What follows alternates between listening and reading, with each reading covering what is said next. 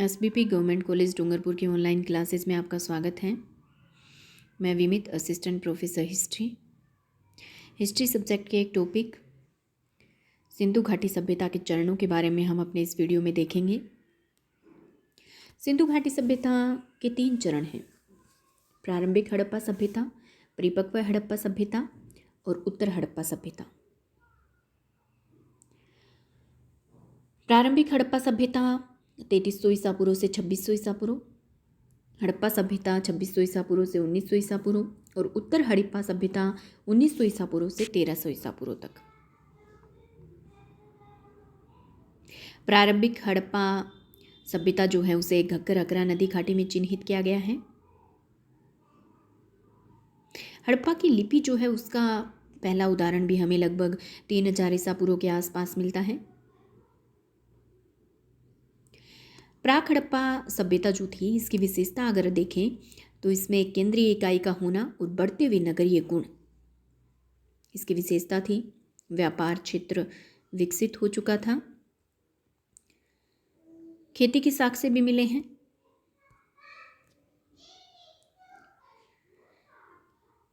उस समय मटर, तिल, खजूर, रुई आदि की खेती की जाती थी।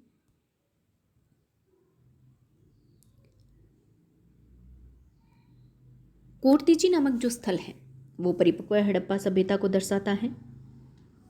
2600 ईसा पूर्व तक सिंधु घाटी सभ्यता अपनी परिपक्व अवस्था में प्रवेश कर चुकी थी।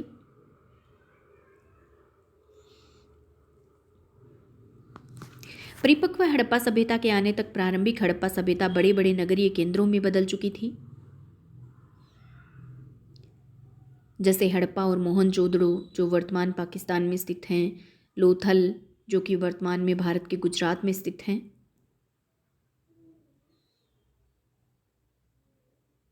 सिंधु घाटी सभ्यता के क्रमिक पतन का आरंभ वैसे तो 1800 ईसा पूर्व में ही शुरू हो गया था, लेकिन 1700 ईसा पूर्व तक आते आते हड़प्पा सभ्यता के कई शहर समाप्त हो चुके थे।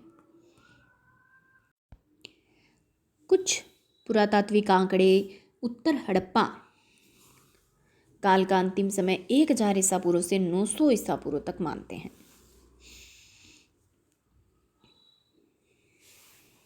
नगर योजना देखें हड़प्पा में तो ये कह सकते हैं कि हड़प्पा सभ्यता जो थी उसकी सबसे प्रभावशाली विशेषता उसकी नगर योजना और उसकी जल निकास प्रणाली है। यह जो नगर योजना थी इसकी ये जाल पद्धति पर आधारित थी। जो प्राप्त नगर हैं उनके अवशेषों से पूर्व एवं पश्चिम दिशा में 2 टीले मिले हैं। पूर्व दिशा में स्थित टीले पर नगर या फिर आवास क्षेत्र के साक्ष्य मिले हैं और पश्चिम दिशा में जो टीला था उस पर गढ़ या फिर दुर्ग के साक्ष्य मिले हैं। मोहनजोदड़ो और हड़प्पा के नगरों में अपने अपने दुर्ग थे जो नगर से कुछ ऊंचाई पर स्थित होते थे, जिसमें उच्च वर्ग के लोग निवास करते थे। और जो नगर के लोग थे जिनमें सामान्य लोग निवास करते थे वो नगर ईंटों से बने होते थे। ये दुर्ग से सामान्यतः थोड़े नीचे होते थे। लोथल एवं सुरकोटड़ा के दुर्ग और नगर क्षेत्र दोनों एक ही रक्षा प्राचीर से घिरे हुए थे। हड़प्पा, मोहनजोदड़ो और कालीबंगा की नगर योजना एक समान थी, किंतु कालीबंगा में सुव्यवस्थित जल निकास प्रणाली न होने एवं कच्ची ईंटों के मकान बने होने के कारण यह बिल्कुल एक दीनहीन गरीब बस्ती प्रतीत होती है।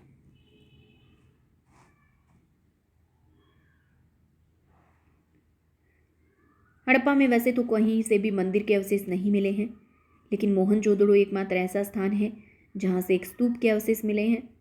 हालांकि इसे कुषाणकालीन माना जाता है। हड़प्पाकालीन जो नगर थे उनके चारों ओर प्राचीर बनाकर किलेबंदी करने का उद्देश्य शायद नगर की स्त्रियों के प्रबल आक्रमण से रक्षा करना नहीं था, बल्कि लुटेरों और पशु डाकुओं से सुरक्षित रहने के लिए यह सुरक्षात्मक उपाय किया जाता था। हड़प्पा सभ्यता में ये एक बात भी ध्यान देने योग्य है कि इस सभ्यता में सड़कें जो हैं वो निर्धारित योजना के अनुसार बनाई जाती थी। सड़कें एक दूसरे को समकोण पर काटती हुई जाल जैसी प्रतीत होती हैं। मुख्य मार्ग उत्तर से दक्षिण दिशा की ओर जाते हैं। कालीबंगा में जो सड़कें और गलियां बनाई गई थी वो एक समानुपातिक ढंग से बनाई गई थी। नगर की प्रमुख सड़क को प्रथम सड़क कहा गया है। आमतौर पर नगरों में प्रवेश पूर्वी सड़क से होता था। जहां पर यह प्रथम सड़क से मिल जाती थी उसे ऑक्सफोर्ड सर्कस कहा जाता था। सड़कें मिट्टी की बनी होती थी।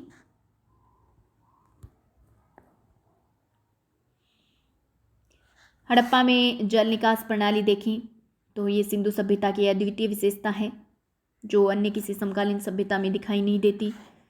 नालियाँ ईंट और पत्थरों से ढकी होती थी। इनके निर्माण में मुख्यतया ईंट और मोर्टार का प्रयोग किया जाता था।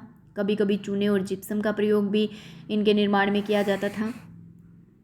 घरों से जल निकास मोरियों के द्वारा होता था जो फिर मुख्य नालियों में गिर जाते थे।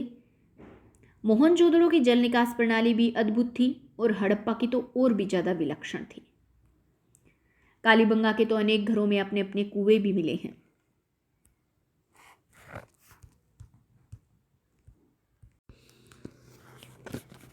इसके अलावा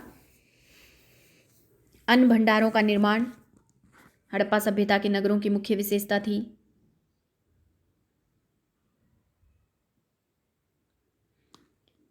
हर छोटे और बड़े घर के अंदर स्वयं का स्नान घर और आंगन होता था।